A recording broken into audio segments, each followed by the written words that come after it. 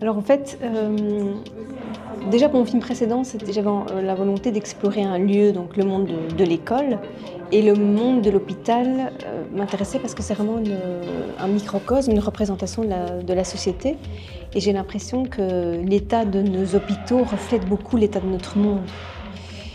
Et voilà, c'est quand même le système de soins de santé, là, et en tout cas en Belgique, c'est catastrophique. Et alors que voilà, sans tout le personnel soignant, je ne vois pas très bien qu'est-ce qu'on peut devenir. Et c'était une manière pour moi aussi de rendre hommage.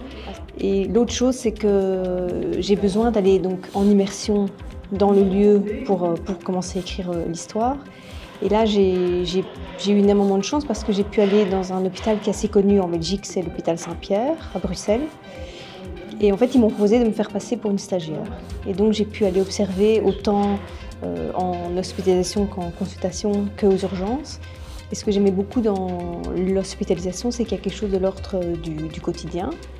Et j'ai pu voir à quel point la relation avec le parent est hyper importante dans la prise en charge de l'enfant, à quel point aussi, évidemment, il y a toute une complexité médicale, mais aussi sociale. Et voilà, je dirais que c'est un peu tout ça. Et ce qui m'a aussi très fort touchée, c'est parce que finalement, c'est un métier qui est censé prendre soin, mais qui, à force de manque de moyens, finit par faire l'inverse. Et ça, j'ai eu beaucoup de témoignages de personnels soignants aussi. Elle est où la juste limite ? Voilà, c'est toutes ces questions-là que j'avais envie de mettre dans le film.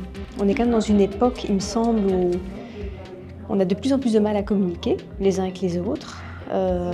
On est dans un monde qui va de plus en plus vite, donc on a de moins en moins de temps pour écouter l'autre là où il se trouve vraiment, parce que il me semble que le jugement, ça vient aussi de là, parce qu'on n'a pas le temps de comprendre où est l'autre, et donc on émet un jugement. On a toujours cette image de mère un peu parfaite, et ça parle aussi de ça, des injonctions par rapport à la maternité, et voilà, de montrer une mère qui est en fragilité à ce moment-là dans sa vie, et de permettre au spectateur de ressentir la fragilité dans laquelle elle se trouve et d'être touché par elle. Voilà.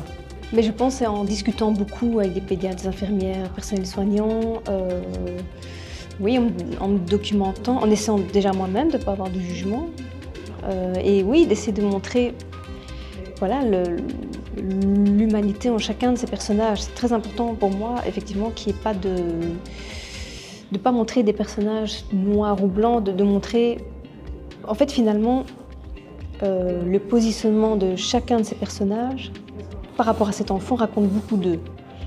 Et en fait, ils essayent tous de faire ce qui est le mieux possible pour cet enfant, mais avec ce qu'ils sont là où ils en sont dans leur vie, quoi.